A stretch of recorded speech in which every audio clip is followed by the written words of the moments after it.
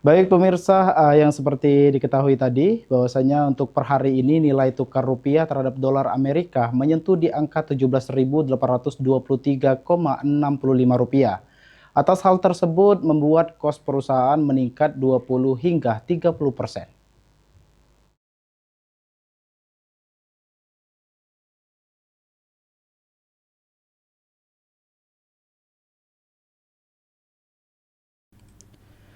Melemahnya nilai tukar rupiah terhadap dolar AS saat ini menjadi perhatian serius para pelaku usaha di Sumatera Selatan.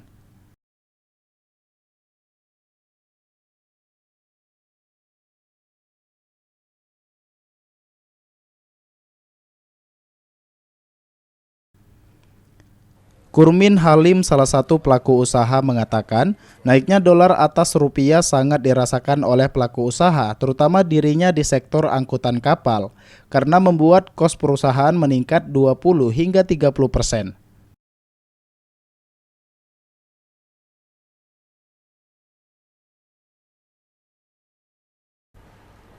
Kenaikan tersebut dipengaruhi dalam pembelian suku cadang kapal yang sebagian besar masih bergantung pada produk impor, sehingga mengakibatkan sejumlah pelaku usaha terpaksa melakukan penyesuaian hingga mengurangi jadwal operasional. Penguatan dolar ini di Indonesia terutama yang biasa yang sering dipakai adalah dolar Singapura dan dolar Amerika. Jadi kita lihat kemarin itu dolar Singapura aja udah sampai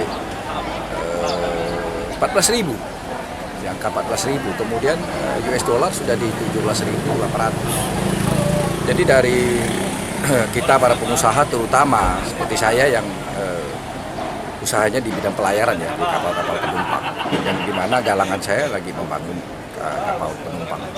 Ini sangat betul terasa sekali.